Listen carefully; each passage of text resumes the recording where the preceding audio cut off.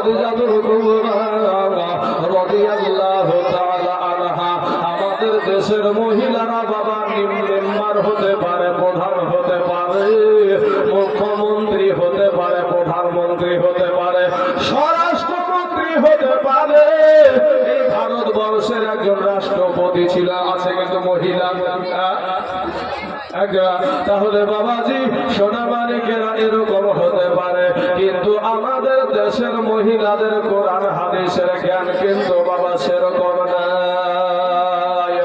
কোরআন হাদিসের জ্ঞান অতটা নাই, কিন্তু মা খাদিজাতুল কুবরা রাদিয়াল্লাহু তাআলা আনহা উনি বাবা তাওরাত, জবর, ইনজিল, কোরআন এটা পড়তে ইনি কিন্তু এই কিতাবগুলা সম্পর্কে জানতেন। ইনি কারো বাবা দক্ষতা ইনার ছিল।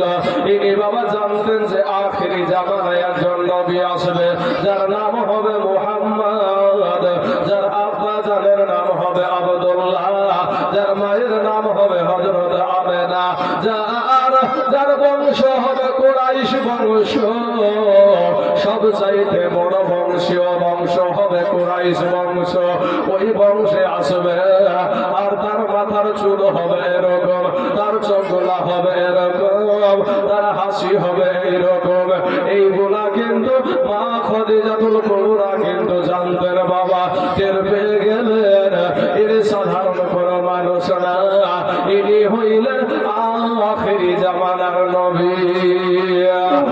বাবারা হঠাৎ করে মা খাদিজাতুল কুবরা টাকার কোনো অভাব নাই রে বোনরা, জমি জায়গার অভাব নাই, ব্যবসা বাণিজ্য, বিশাল সম্পদওয়ালা ব্যক্তি এই খাদিজা ডাক দিয়া সমস্ত মানুষকে ডাক দিয়া বলল, ও আমার বাড়ির মানুষেরা তোমরা শোনো গো, আমার এই মুহাম্মদকে আজকে থেকে আমার বাড়ির যত ব্যবসা বাণিজ্য যা কিছু আছে সব কিছুরই আমি ম্যানেজার বানায়া দিলাম। জোরে বলেন সুবহানাল্লাহ।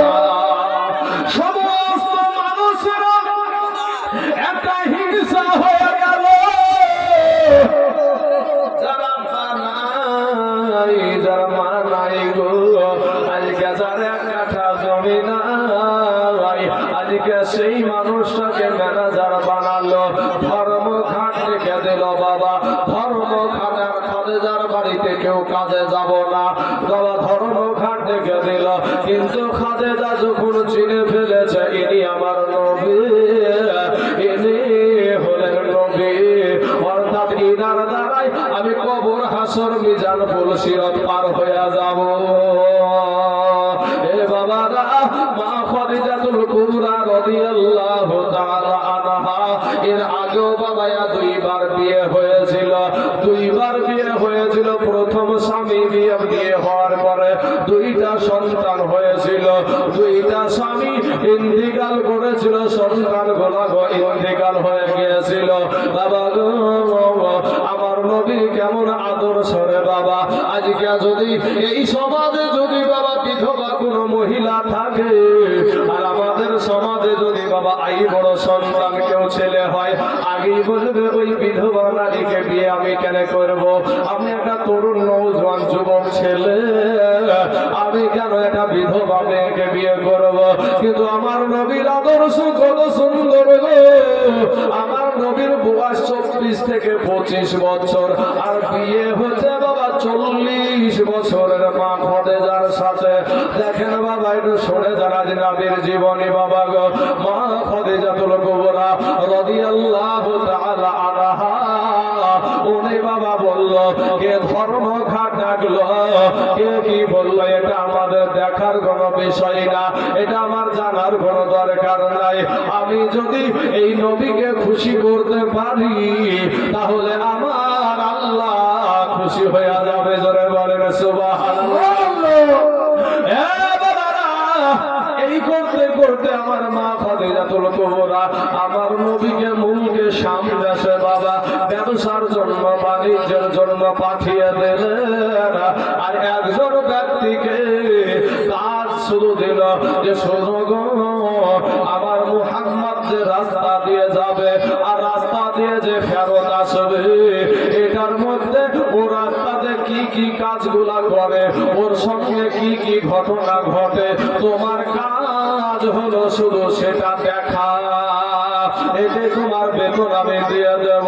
বাবা আমার নবী যখন রাস্তা দিয়ে চলতো গো, ওই রাস্তার পাথর গুলা বলতো, এ রাস্তার পাথর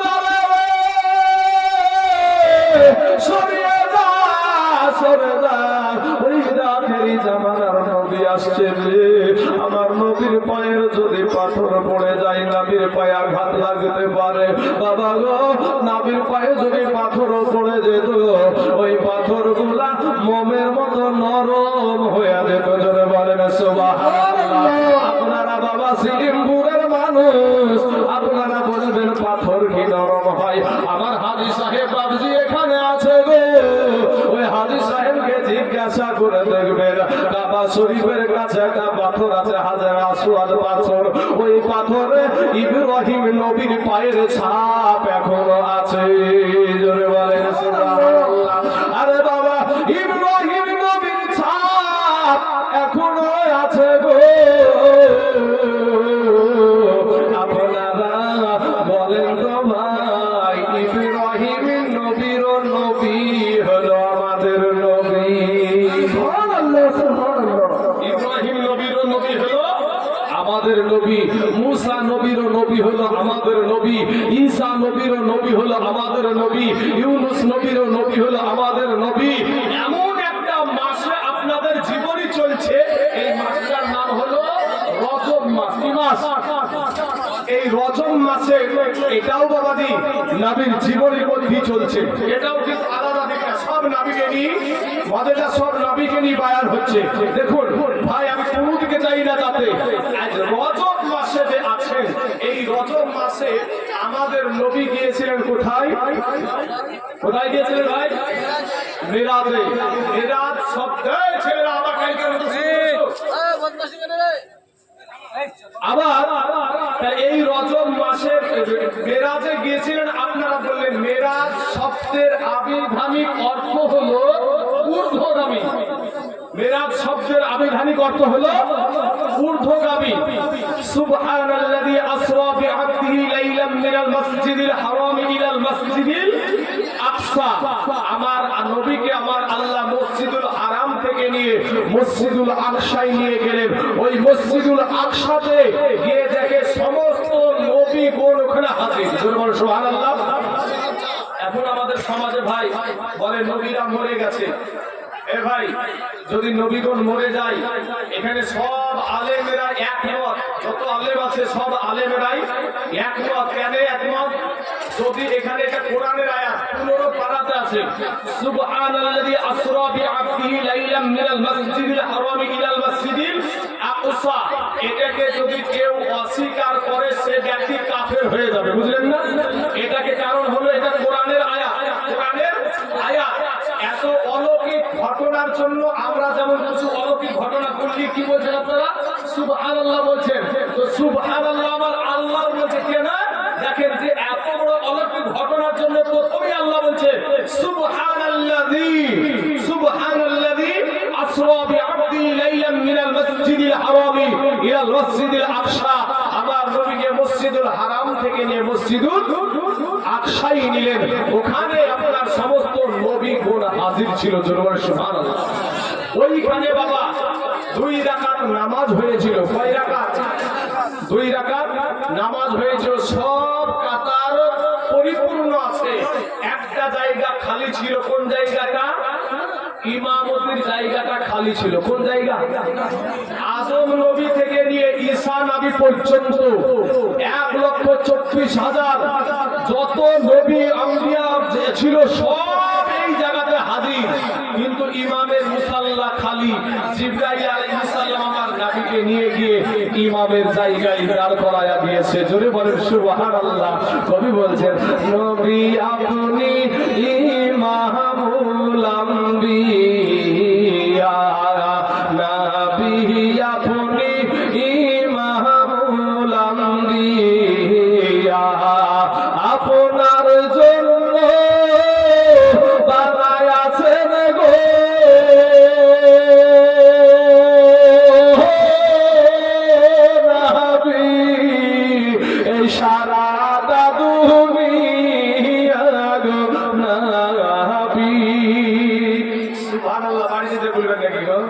জোরে বলে সুবহানাল্লাহ।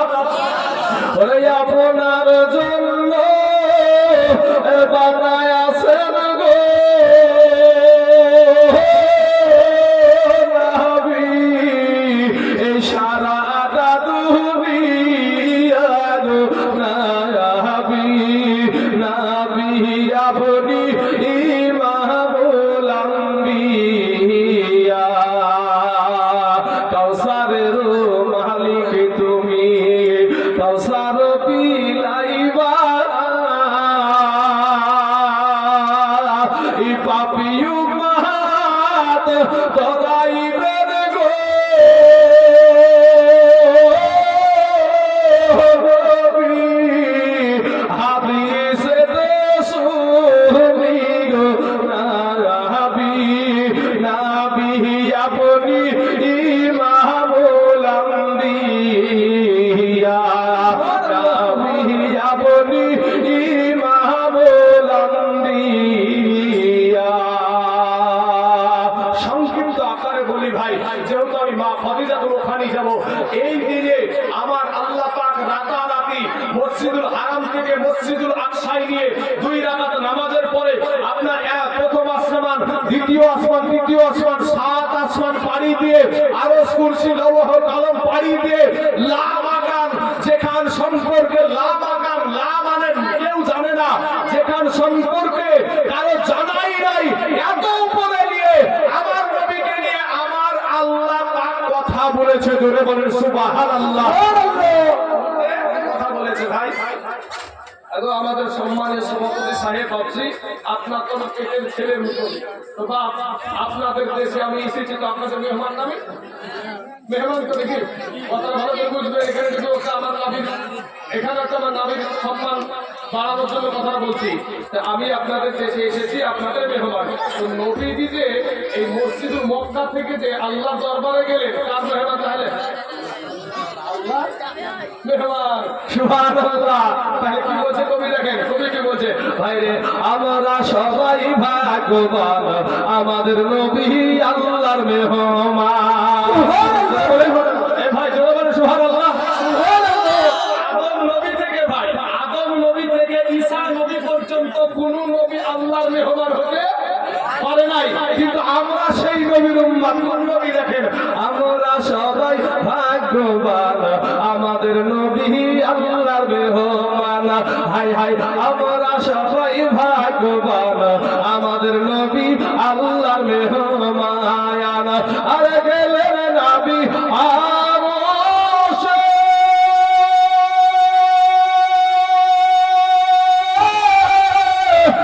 আরশ বলে নবী মুকাশে, জুতা মুবারকের ধুলি, জুতা মুবারকের ধুলি আমার বুকে রাইখা যান, আমাদের নবী আল্লাহর মেহমান। হাই হাই আমরা সবাই ভাগ্যবান, আমাদের নবী আল্লাহর মেহমান। আল্লাহ বলে এ বন্ধু আমার, ইয়ার যত শুনিব আপনার। জোরে বলে সুবহানাল্লাহ। আল্লাহ বলে এ বন্ধু আমার, ইয়ার যত শুনিব আপনার।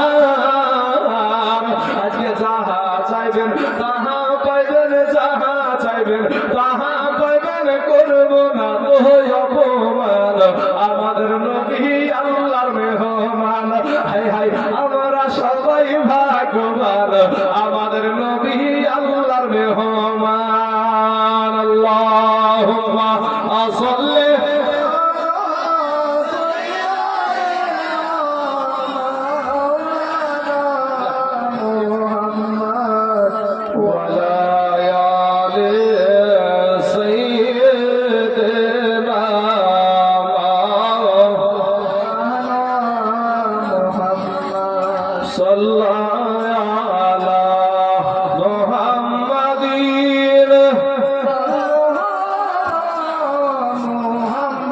সাল্লাল্লাহু আলাইহি ওয়াসাল্লাম।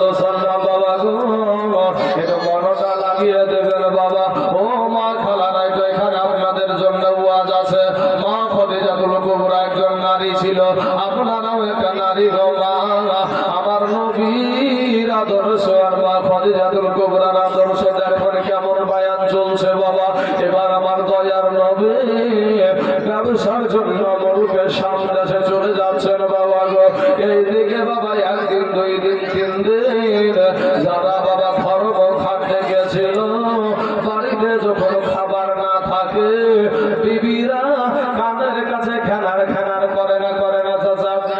এ যখন বাড়ির খাবার যখন ভাই শেষ হয়ে গেছে, বিবি গুলা কানের কাছে খেনার শুরু হয়ে গেছে।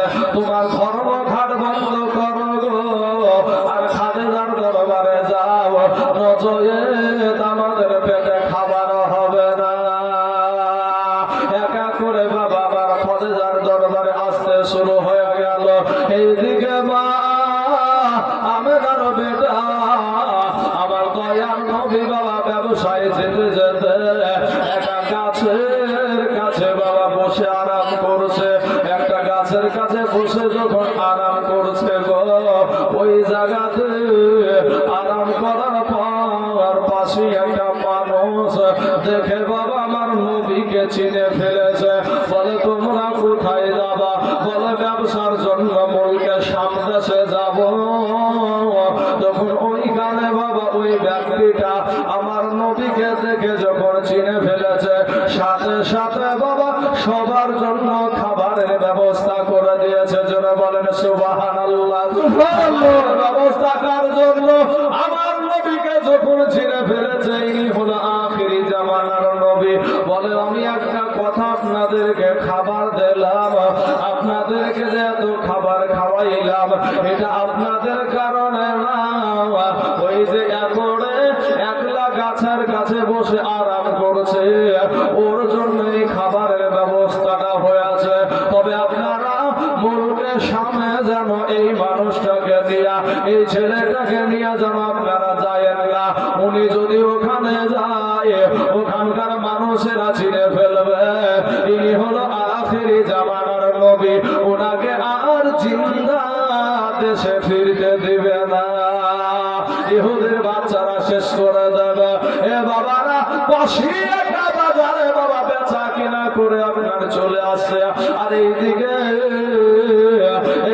হযরত মা খাদিজাতুল কুবরা রাদিয়াল্লাহু তাআলা আনহা উনি যেন স্বপ্নে দেখছে রে বাবা যে আকাশের তারকাগুলা যেন তার দিকে আগিয়ে আসছে।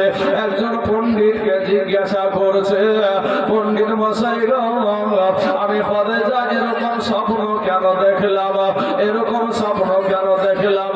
বলে শোনো রে খাদিজা, এই স্বপ্নটা দেখেছো তুমি, শোনো এই যে স্বপ্নটা তুমি দেখেছো, কারণ তোমার আখিরি জামানার নবীর সঙ্গে তোমার বিবাহ হবে। জোরে বলেন সুবহানাল্লাহ। মা খাদিজাতুল কুবরা রাদিয়াল্লাহু তাআলা আনহাকে কতজনা বিয়ের প্রস্তাব দেয় রে বাবা, কতজনা বিয়ের প্রস্তাব দেয়। মা খাদিজা বিয়ে করতে রাজি হয় নাই, কিন্তু মনটা বড় আনন্দিত, আমি আখিরি জামানার নবীর বিবি হব। এ মুসলমান, এমন সময়তে মা খাদিজাতুল কুবরা রাদিয়াল্লাহু তাআলা আনহার মনটা ছটফট করছে। কেন গো ছটফট করে গো? আমার নবী কখন আসবে, আমার নবী কবে আসবে, আমার নবী কবে আসবে?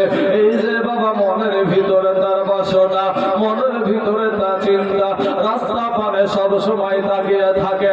হঠাৎ একদিন দালান থেকে দালানের ছাদে উঠেছে বাবা, উঠে দেখে যে এক টুকরা মেঘ আপনার আসমান দিয়ে বাবা চলে আসছে।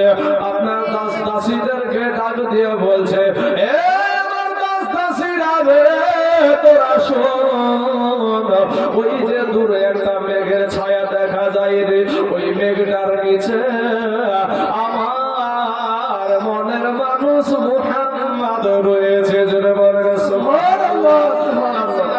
চ্যালেঞ্জ ছুড়ে দিল। দাসীরা বলল না, এটা হতে পারে না। মা খাদিজাতুল কুবরা কিন্তু দেখলো জিতে গেল। ঠিক ওই আপনার মেঘের ছায়ার তলে আমার নবী চলে আসছে। আসার পর মুসলমান বাবাজি আমার ভাইয়েরা গো, এমন সময় মা খাদিজাতুল কুবরাকে ডাক দিয়ে নবী আমার বলছেন, খাদিজা গো আপনি আমার কাছে হিসাবটা দিবেন। বলে গো মুহাম্মদ তোমার কোনো হিসাব লাগবে না, তোমার হিসাবের কোনো প্রয়োজন নাই। তখন আমার নবী আপনার নবী ওই নবী বলছেন, আপনি হিসাব না দিলে আপনার বাড়িতে চাকরি করব না। আমি জোরে বলেন সুবহানাল্লাহ। আপনার চাকরি আমি আর করব না। এ বাবাজি আমার সোনা মানিকেরা, হিসাব করে দেখল আগেকার ম্যানেজারেরা যা ইনকাম করতো তার চাইতে বাবা 3 ডবল লাভ সেবার হয়ে গেছে। জোরে বলেন সুবহানাল্লাহ। কারণ আমার নবীর বরকতে মা হালিমার বাড়িতে বাবা বরকত হয়ে গিয়েছিল। মুসলমান ভাইয়েরা গো, আমার নবীর পক্ষে যারা থাকবে তাদেরকে বেইজ্জতি কেউ করতে পারবে না। মুসলমান এমন সময় বাবা একটা দাসীকে একদিন রাত্রে বেলাতে একটা দাসীকে ডাক দিয়ে বলে, দাসী রে আমার তো আর মন মানে না, আমার তো আর মন মানে না রে। ওরে দাসী যা তাড়াতাড়ি করে যা ওই মুহাম্মাদের ঘরে একটা বার যা, আর মুহাম্মাদকে গিয়ে বল আমি খাদিজা আমার কোনো টাকা পয়সার অভাব নাই, আমার কোনো টাকা পয়সার কোনো অভাব নাই। আমি খাদিজা আমি মুহাম্মাদকে বিয়ে করতে চাই। দাসী তখন একটা চমক দিয়ে উঠে বলে, ওগো আমাদের মুনিব, আপনি আমাদের মুনিব, আমি আপনাদের দাসী, আপনার দাসী। আপনি এমন কথা জবান দিয়ে কি করে বের করলেন? কারণ ওই মুহাম্মাদের আব্বা নাই, মুহাম্মাদের মা নাই, 1 কাঠা জমি নাই, 10 টাকা যার পকেটে থাকে না। আর তার মতো মানুষটাকে আপনি বিবাহ করতে চাইছে না। এবার মা খাদিজা তো আর বলছে না আমি যাকে বিবাহ করব তিনি হইলেন সারা জাহানের বাদশাহ। জোরে বলেন সুবহানাল্লাহ। দাসীকে ডাক দিয়ে বলে, দাসী রে আমি তোকে যেটা বলছি সেটা শোন, তাড়াতাড়ি করে যা, আমার আর মনে প্রাণে সহ্য হয় না। প্রেম কইরাছে না এ মুসা নবী, তোর পাহাড়ে গেলে না এ চলি গো। আর প্রেম কইরাছে এ মুসা নবী, তোর পাহাড়ে গেলে না এ চলি গো। আরে খোদার নূরে পাহাড় জলে মুসা কিন্তু জলে না, প্রেম তো মরে না। ও নবীর প্রেমিকেরা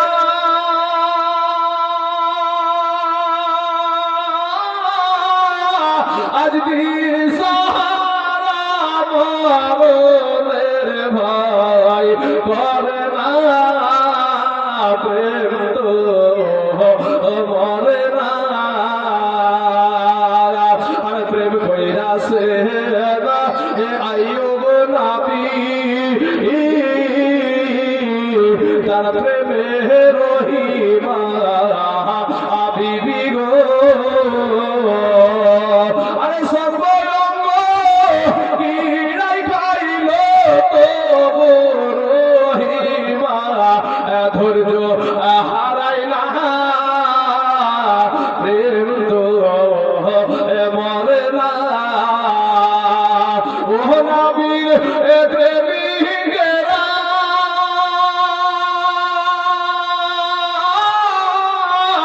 আজ দিশাহারা মরণের ভয়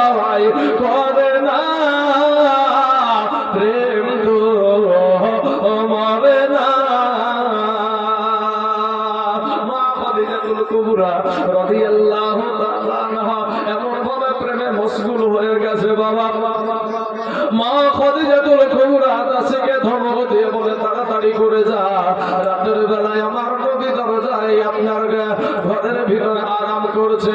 দাসী গিয়ে ঠক ঠক করে আওয়াজ দেয়, দাসী গিয়ে ঠক ঠক করে যখন আওয়াজ দিচ্ছে এমন সময়তে বাবা গো আমার নবী দরজাটা খুলে দেখে একটা বান্দি, একটা দাসী এসে হাজির।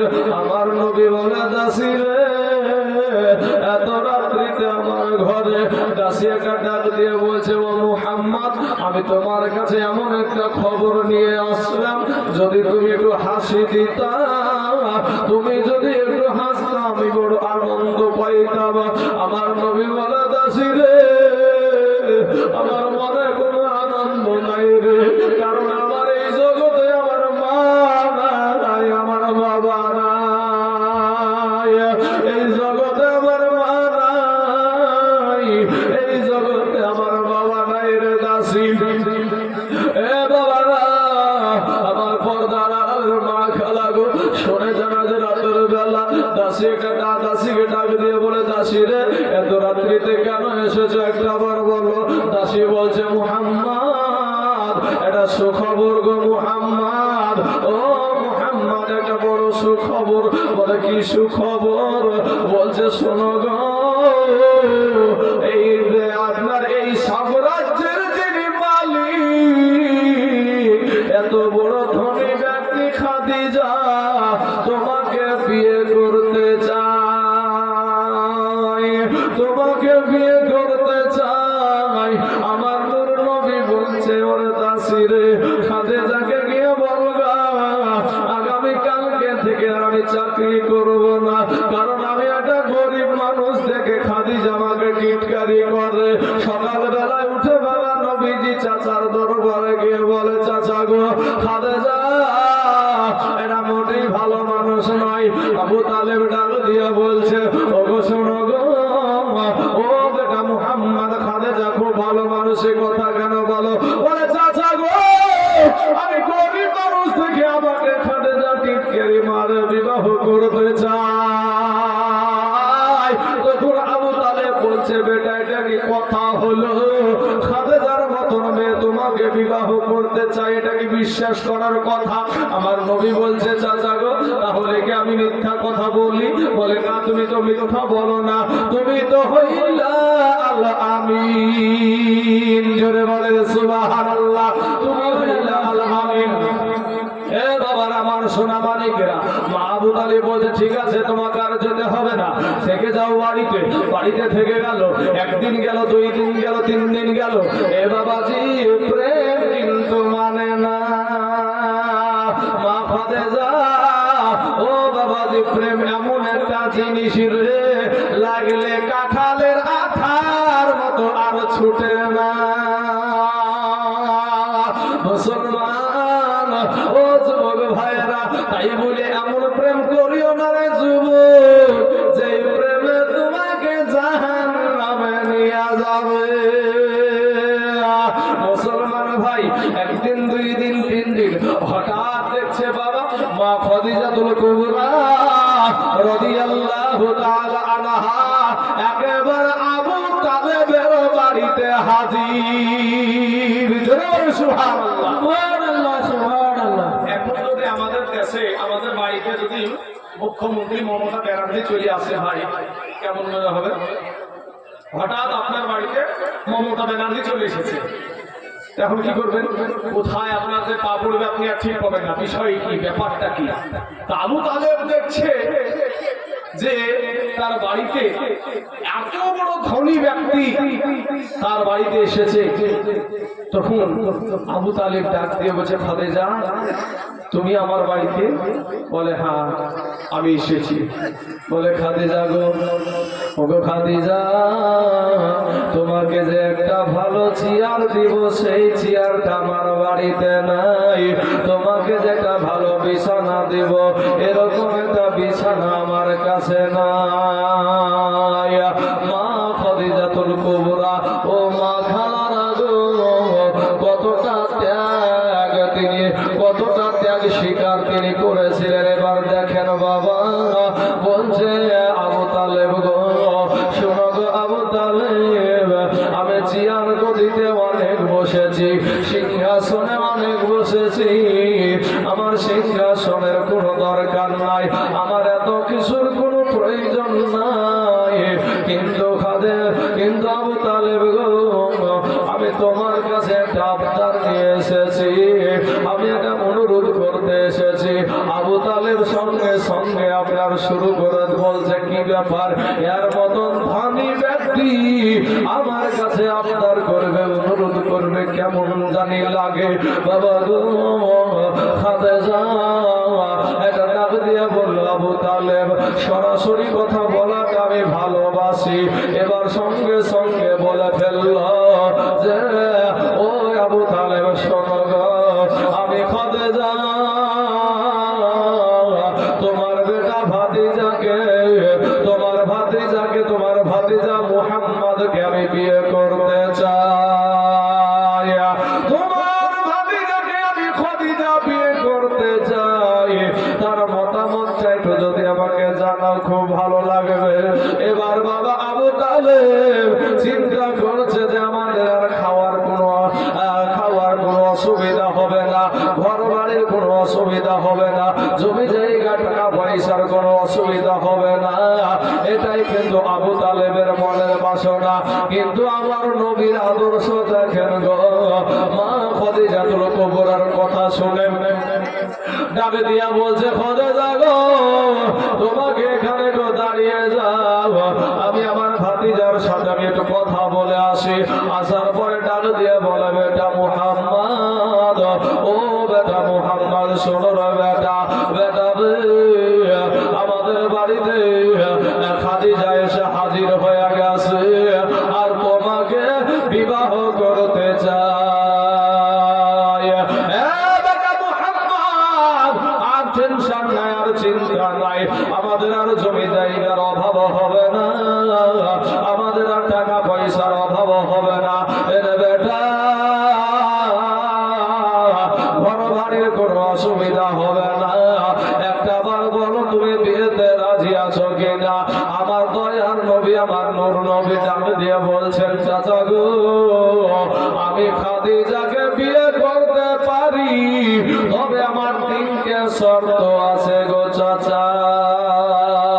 এই তিনটে শর্ত যদি খাদিজা মেনে নিতে পারে, তাহলে আমি তাকে বিবাহ করতে পারি, নচেত বিবাহ করতে পারবো না। আবু তালেব ডাক দিয়ে বলছে, ভাতিজা, আমি জমি জায়গা গুলা নিয়ে ঘর বাড়ি গেলে আগে দাবি করিও, কিন্তু এটা আবু তালেবের মনের কথা, আমার নবীর কথা তো তা নয়। এ বাবাজি বলে, ঠিক আছে, তাহলে আমি খাদিজার সাথে কথা বলে আসি। খাদিজাকে গিয়ে বলছে, খাদিজা গো, ও খাদিজা শোনো গো, খাদিজা তোমাকে একটা কথা বলি, আমার ভাতিজা কিন্তু এক কথার মালিক, একটা কথা যেটা বলবে সেটাই করবে। কিন্তু এ বাবাজি, আমার সোনা বাণিকের, আমার ভাই জানেরা, আমার পর্দার আড়ালের মা খালা গো, শুনে যারা রাতের বেলা মায়ে দুনিয়াটা কিছুই না রে মা, মা খাদিজার কাছে এবার আবু তালেব ডাকে দিয়া বলে, শুনে এক কথার মালিক তিনটা আবদার রয়েছে, এই তিনটাই আবদার যদি তুমি মেনে নাও, তাহলে তোমাকে বিবাহ করতে রাজি আছে। খাদিজা এটা ডাক দিয়া বলছে না, ও আবু তালেব, আমার টাকা পয়সার কোনো দরকার নাই গো আবু তালেব, জমি জায়গার কোনো দরকার অভাব নাই, জমি জায়গার অভাব নাই, টাকা পয়সার অভাব নাই।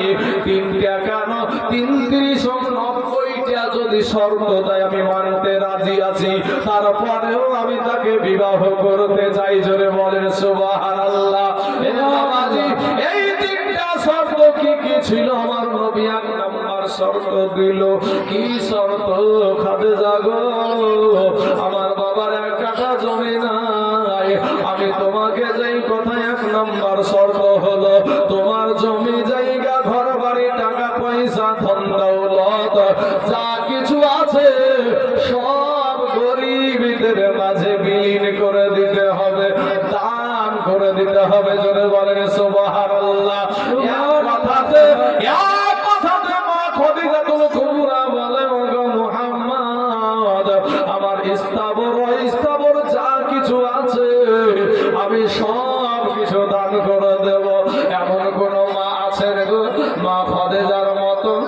আজকের দিনে ও মা খালার আজ দ্বিতীয় রাত্রির মা মা জননীর আগো 2 ঘন্টা হয়ে গেল রে মা। এতক্ষণ ধরে বলছি রে যুবক ভাইয়েরা, আপনাদেরকে বলবো মা খদিজার স্থাবর সব কিছু একেবারে আপনার দান করে দিল। আপনাদেরকে বলবো বাবা